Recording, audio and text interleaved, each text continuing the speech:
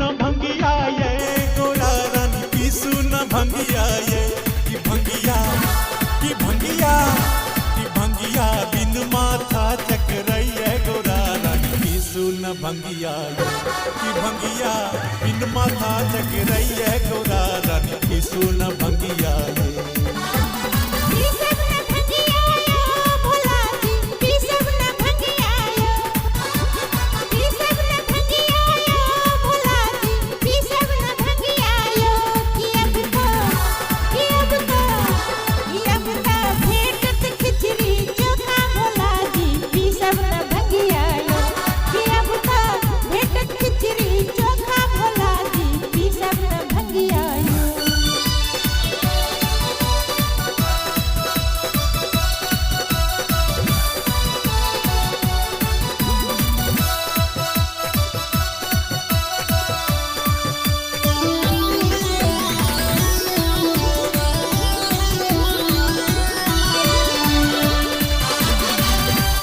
सो कैलाश पटेलो नखरा खूब करै छियै भांग धतूरा हम पीबै छी नशा में ओही रहै छियै।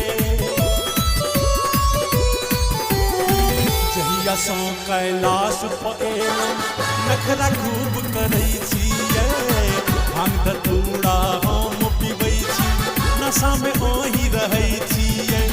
छोड़ू न नखराए गोरा रानी छोड़ू न नखराए छोड़ू न नखराए गोरा रानी छोड़ू न नखराए कि भंगिया बिन माथा चकराइए गोरा रानी छोड़ू न नखराए कि भंगिया बिन माथा चकराइए गोरा रानी छोड़ू न नखराए।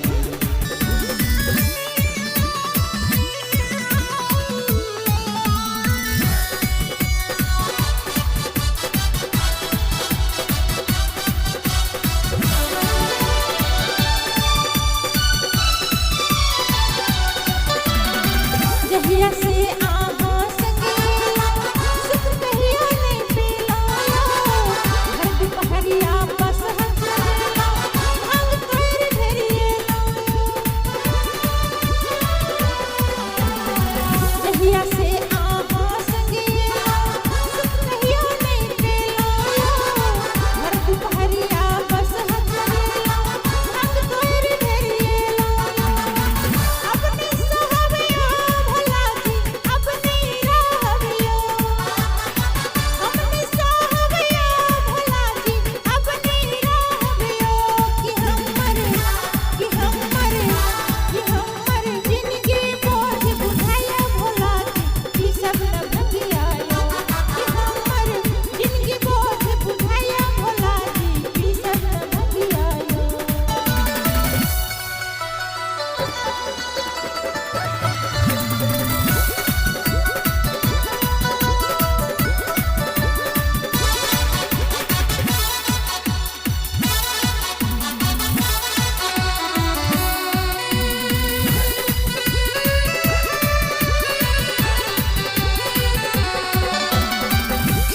चोखा के पूछिए हुओ ने नीक लगैए ये गांजा भांग के नाम सुन के मन हरखित भ जाइए ये।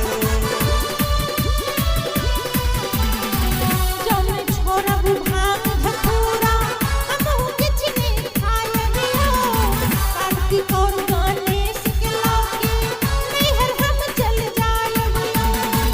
अपने मानबियो भोला जी हम नहीं रहबियो अपने मानबियो भोला जी हम नहीं रहबियो।